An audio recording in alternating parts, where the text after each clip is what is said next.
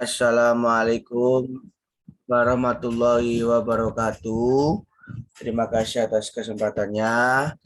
Di sini kami dari kelompok 2 akan mempresentasikan.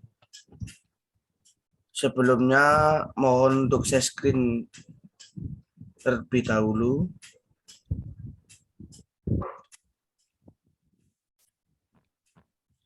Nah, di sini saya akan membacakan nama anggota dari kelompok 2. Yang pertama ada Muhammad Bintang Alfian dengan NIM 2020 210096. Yang kedua ada Muhammad Kevindra dengan NIM 2020 210001. Dan yang ketiga saya sendiri Ramzi Fadil Hakim dengan NIM 2020 210104.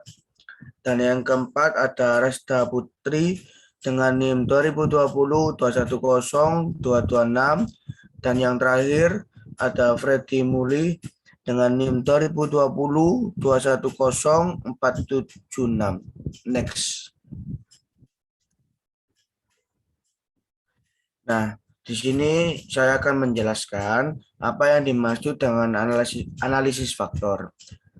Menurut Johnson dan Wilson tahun 1992, yang dimaksud dengan analisis faktor adalah pengembangan dari analisis komponen utama AKU yang lebih terperinci dan teliti dan mengecek konsisten data terhadap struktur perubahan.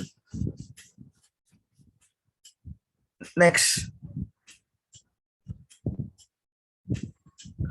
Nah, selanjutnya saya akan menjelaskan kegunaan dari analisis faktor Johnson dan Witten tahun 1992 untuk meneliti keterkaitan perubahan-perubahan dalam satu set data dan menyederhanakan deskripsi dari suatu set data ada perubahan yang banyak dan saling berkolerasi menjadi set data lain yang diringkas dan tidak lagi saling berkorelasi.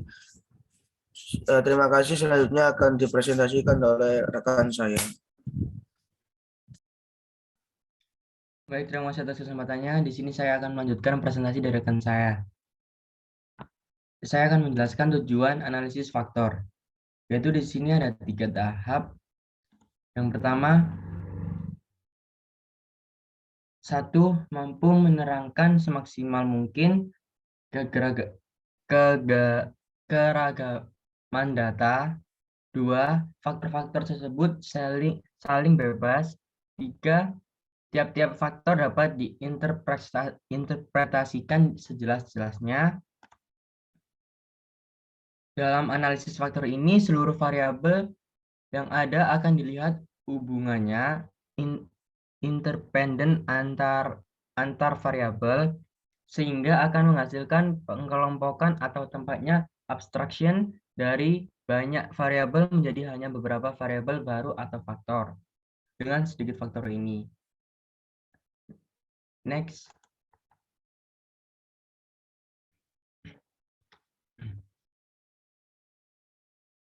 Selanjutnya, langkah-langkah analisis menggunakan SPSS. Yang pertama, buka program SPSS, kemudian isi kolom-kolomnya dengan data variabel Dove. Lalu kolom name pada baris pertama diisi dengan P1, kolom type diisi dengan numerik, lalu kolom width diisi dengan 8, kolom label diisi dengan Dove, kolom value diisi dengan 1 tidak puas, 2 cukup puas, 3 sangat puas. Lalu kolom missing diisi dengan non, kolom D diisi dengan 4.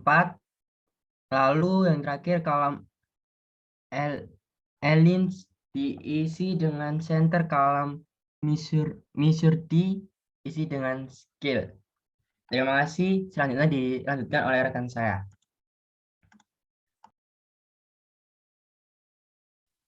Baik, terima kasih atas kesempatannya. Saya Resda izin melanjutkan presentasi dari rekan saya tentang langkah-langkah analisis.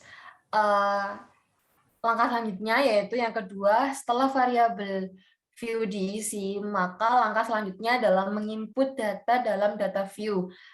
Berikut contoh hasil inputnya, seperti yang ada di gambar nomor 2. Dan selanjutnya kita lanjut ke yang nomor 3, yaitu klik menu Analyze, lalu pilih Data Reduction. Seperti contoh yang di gambar nomor 3. Dan selanjutnya nomor 4 adalah setelah faktor diklik, maka akan muncul dialog faktor analisis seperti gambar nomor 4.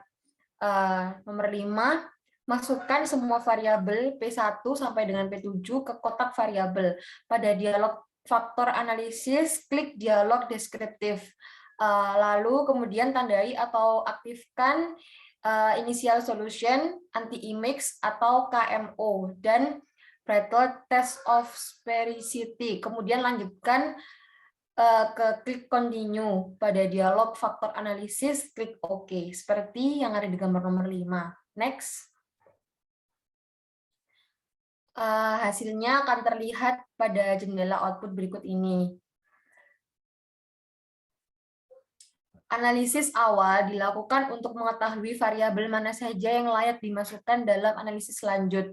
Karena tidak semua variabel bisa masuk dalam analisis lanjut, harus disaring terlebih dahulu. Caranya dapat dilihat pada KMO dengan MSA. Bila hasilnya lebih besar dari 0,5, maka dapat melanjutkan proses analisis faktor. Seperti itu.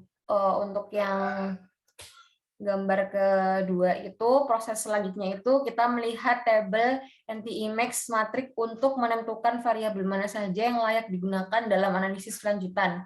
Pada tabel variabel tersebut ada kode A yang artinya tanda masuk untuk measure of sampling education atau yang bisa disebut dengan MSA, seperti itu.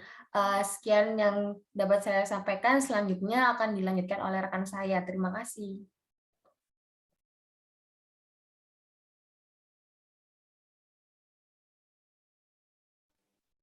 Baik, terima kasih atas kesempatannya. Perkenalkan, nama saya Freddy Mulya Putra dengan NIM 2020210476 akan melanjutkan presentasi dari rekan saya.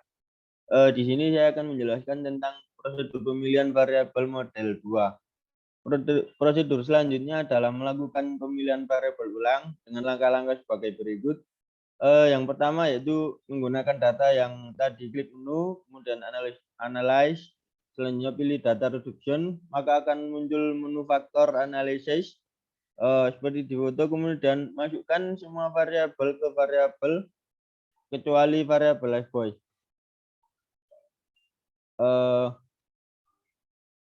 Untuk langkah selanjutnya kemudian klik menu deskriptif, kemudian akan muncul dialog faktor analysis deskriptif, lalu tandai menu initial solution, anti-image dan KMO dan Brattle test of sphericity, kemudian lanjutkan, klik continue pada dialog faktor analyze, kemudian klik OK.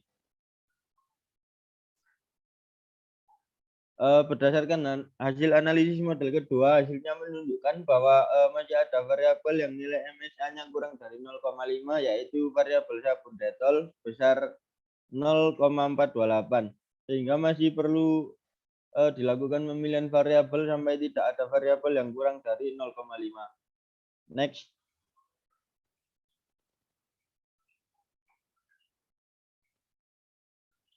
Selanjutnya ada proses pemilihan variabel model 3. Langkah-langkahnya adalah sama dengan pemilihan variabel model kedua, yaitu yang pertama tetap menggunakan data yang tadi diklik menu analyze, kemudian pilih data reduction. Maka akan muncul menu faktor analisis, kemudian masukkan variabel P1, P2, P3, P4, dan P6 ke variabel. Langkah yang kedua, kemudian klik menu deskriptif. Nanti akan muncul dialog faktor analisis deskriptif, lalu tandai menu initial solution, anti-image, dan KMO Battle Test of Specialty, kemudian lanjutkan, klik continue pada dialog faktor analysis, klik OK, maka hasilnya akan terlihat seperti berikut. Baik, sekian dari saya, selanjutnya akan dilanjutkan oleh rekan saya.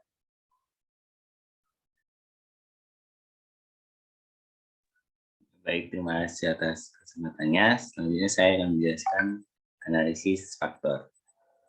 Setelah melakukan beberapa dari 3 model analisis pemilihan variabel yang dilakukan dan memiliki nilai standar, maka kita dapat melanjutkan analisis faktor dengan langkah-langkah sebagai berikut. 1.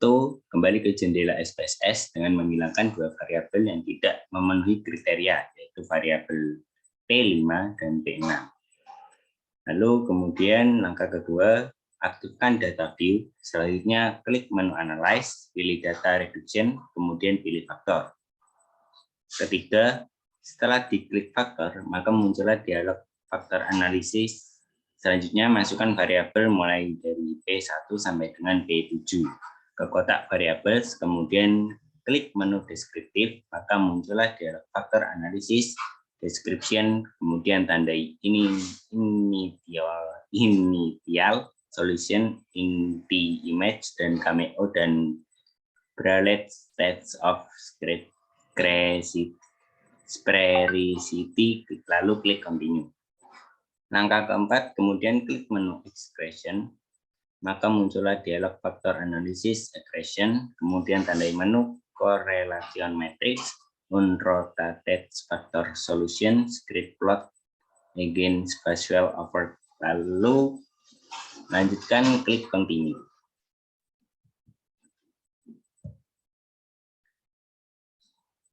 Nah, kembali ke dialog faktor analisis, lalu klik OK, maka muncullah hasil outputnya seperti berikut. Nah, jadi ini akan menghasilkan output yang berjumlah ada 6. Yang terdiri dari KMO Bread Stats, Anti-Image Matrix, Community List, Total Variance Exponents, dan ada grafiknya, script plot, dan komponen matrix. Nah, sekian presentasi dari kelompok kami. Apabila kurangnya mohon maaf. Wabillahi taufiq. Wassalamualaikum warahmatullahi wabarakatuh.